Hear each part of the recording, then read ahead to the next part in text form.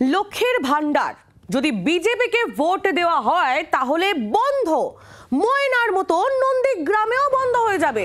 তৃণমূলের পঞ্চায়েত সদস্যা তার পোস্ট, যে পোস্টের ছবি এই মুহূর্তে আপনারা দেখতে পাচ্ছেন, ময়না বিধানসভায় যেমন বন্ধ করে দেওয়া হয়েছে লক্ষ্মীর ভান্ডার, ঠিক তেমনই নন্দীগ্রামেও হবে বিজেপিকে ভোট দিলে। এই পোস্ট তৃণমূলের পঞ্চায়েত সদস্যার, যে পোস্ট নিয়ে ইতিমধ্যেই বিতর্ক শুরু হয়ে গিয়েছে। আর অস্বস্তি এড়াতে তৃণমূলের সাফাইও সামনে এসেছে। পুরো বিষয়টা জানবো কিরণ মান্না, আমাদের প্রতিনিধি রয়েছেন আমাদের সঙ্গে। কিরণ, তৃণমূলের পঞ্চায়েত সদস্যা তার এই পোস্টের কি সাফাই দিচ্ছে তৃণমূল?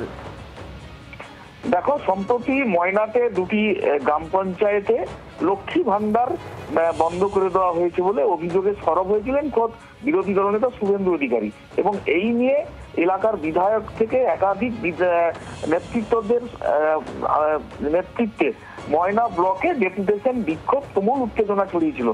তারই মাঝখানে খোদ বিরোধী দলনেতার নির্বাচনী ক্ষেত্র বিধানসভা এলাকা সেই বয়াল গ্রাম পঞ্চায়েতে নন্দীগ্রামে, সেখানে একজন তৃণমূল নেত্রী অষ্টমী গিরি, সেই তৃণমূল নেত্রী সরব হয়েছেন। তিনি সোশ্যাল মিডিয়ায় পোস্টের পাশাপাশি তিনি যেটা বলেছেন যে আগামী 26-এর নির্বাচনে যদি ভোট বিজেপিকে দেন তাহলে লক্ষ্মী ভান্ডার বন্ধ করে দেওয়া হবে। এই ঘটনাকে ঘিরে যথেষ্ট, এই উক্তিকে ঘিরে বা সোশ্যাল মিডিয়ায় পোস্ট ঘিরে যথেষ্ট নন্দীগ্রাম শুধু নয় জেলা জুড়ে যথেষ্ট রাজনৈতিক আলোড়ন তৈরি হয়েছে। তৃণমূলের নেত্রী, তিনি তাকে জিজ্ঞাসা করলে তিনি যেটা সাফাই দিয়েছেন যে বিরোধী দলনেতা কেন্দ্রের বিভিন্ন প্রকল্পের কাজ, 100 দিনের কাজের টাকা আটকে রেখেছেন, তিনি অভিযোগ করছেন। সেই কথাকে মাথায় রেখে এই ধরনের তিনি পোস্ট করেছেন বলে তিনি জানিয়েছেন।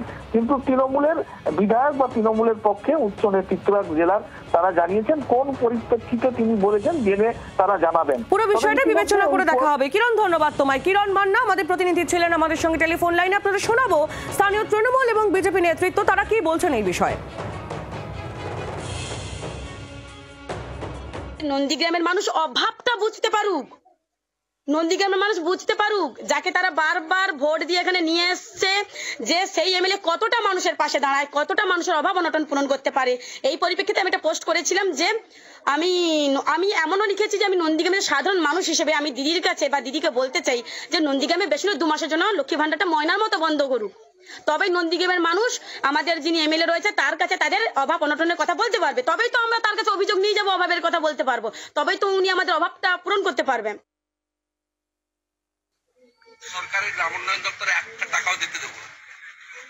100 দিনের টাকা বন্ধ আছে, আবাস যোজনা বন্ধ আছে, 1 টাকা পায় দ্বাদশ অর্থ কমিশন, ওটাও বন্ধ করার ব্যবস্থা।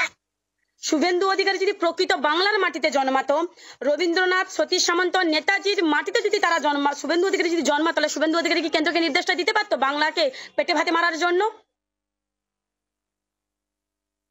পঞ্চায়েত সদস্য যে কথা বলেছেন, তিনি একজন অশিক্ষিতা মূর্খ। সরকারি প্রকল্প এটা কোনো তৃণমূল কংগ্রেসের বাবার টাকা নয়, আর মমতা ব্যানার্জিরও ঘরের টাকা নয়। স্বাভাবিকভাবে তিনি যে কথা বলছেন, অগণতান্ত্রিকভাবে এই দলটা পরিচালিত হচ্ছে। যে দলের অন্যায়, অনিয়ম, বেনিয়ম চলছে, সেই দলের নেতা বা নেত্রীরা অশিক্ষিত মূর্খের মতো কথা বলবে না তো নতুন কি কথা বলবে? বাংলার আওয়াজ, বাঙালির আবেগ, জি 24 ঘন্টা।